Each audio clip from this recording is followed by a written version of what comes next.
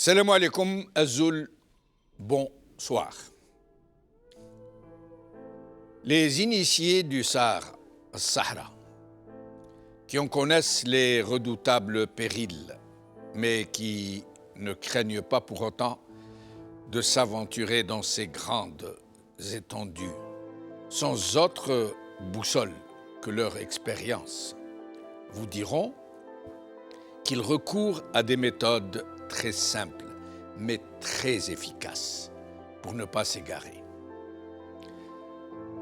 De nuit, ils localisent l'étoile polaire et s'orientent par rapport à sa position. De jour,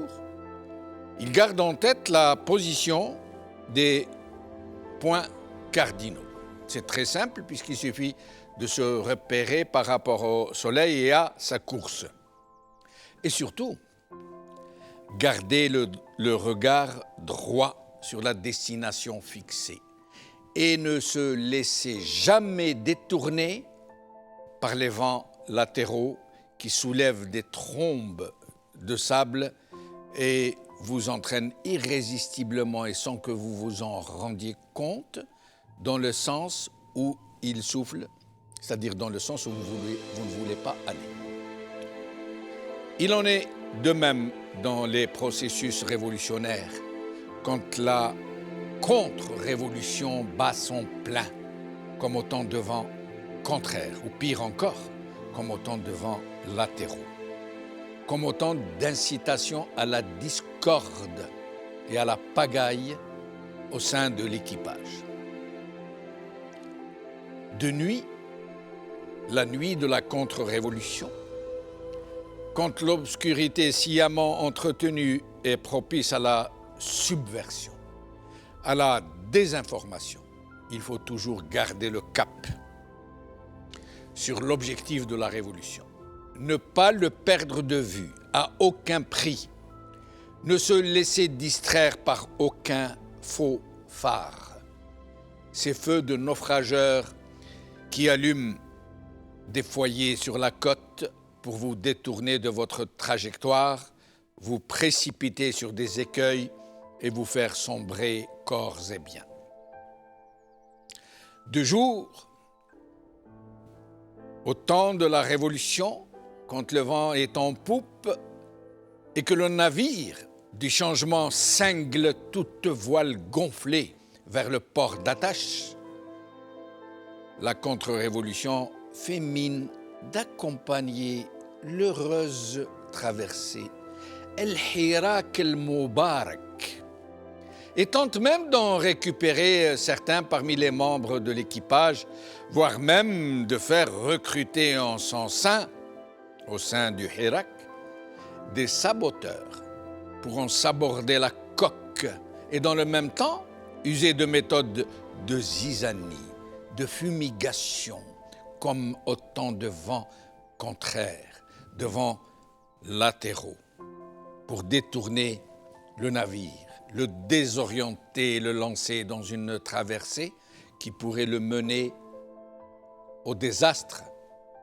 Au mieux, le faire échouer sur des rivages où il s'enliserait définitivement, où son équipage n'aurait plus d'autre choix que de se débander, amer et désillusionné, vidé de ses espérances, loin de son port d'attache, ses rêves brisés, ses blanches voiles en lambeaux et son fier vaisseau embourbé jusqu'au mât de misaine. C'est exactement cela qui est en train de se passer maintenant en Algérie, pour détourner la révolution, la dévoyer, l'infiltrer, la naufrager, la faire sombrer, semer la mutinerie en son sein contre toute tentative de la structurer et de la conduire à bon port. Et c'est bien pour cela que des portefeuilles de ministres sont offerts à d'ex-hirakistes, que des dynamiques de négociation leur sont proposées, que des partis politiques sont alléchés par des perspectives de quotas pour les prochaines législatives, que des propositions de paix séparées sont chuchotées dans les oreilles des uns et des autres, que des milliards de centimes sont proposés à des jeunes pour lancer des sites Internet censés défendre l'Algérie et qui ne seront que des relais de la propagande révolutionnaire, de la propagande contre-révolutionnaire, et tellement d'autres propositions alléchantes pour vider le Hirak de ses substances, de ses composantes les plus opportunistes, les plus faibles, les plus fragiles. C'est le moment, alors, aujourd'hui, pour les vrais hirakistes,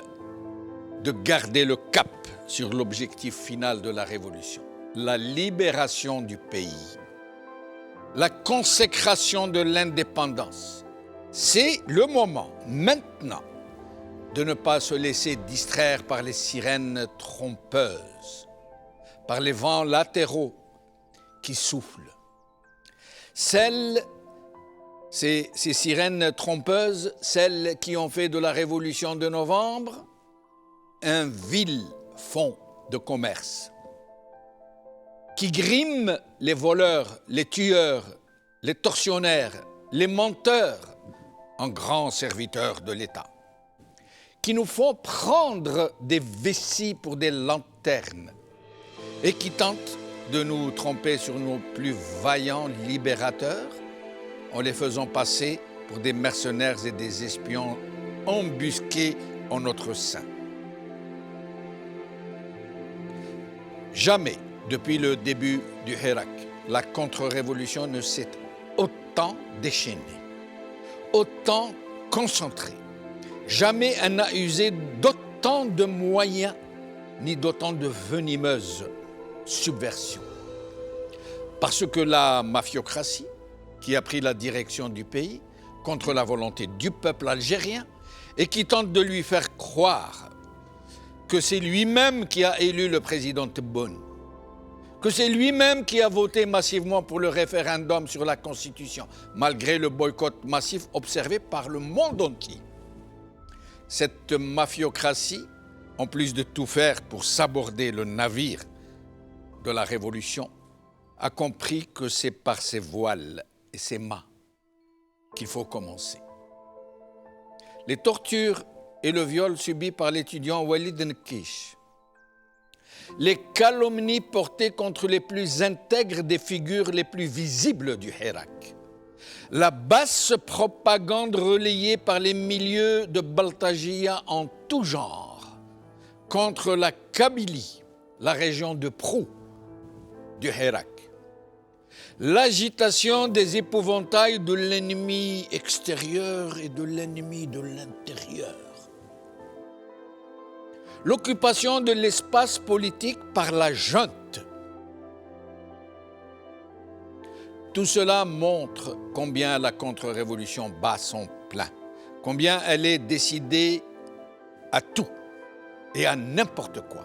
y compris à replonger le pays dans la violence, voire dans la guerre. C'est le moment, ou jamais, pour le Hirak de battre le rappel de toutes ses forces, de se mobiliser comme jamais il ne l'a fait, parce que l'heure de la lutte finale va bientôt sonner. Le 22 février est pour demain. Et le 22 février 2021 pourrait être l'aube de l'Algérie tant attendue, tant espérée, celle de la liberté, de la justice, du droit, de la démocratie. Il ne tient qu'à nous et à nous tous ensemble et fixés sur le même objectif, d'aller vers des lendemains de lumière.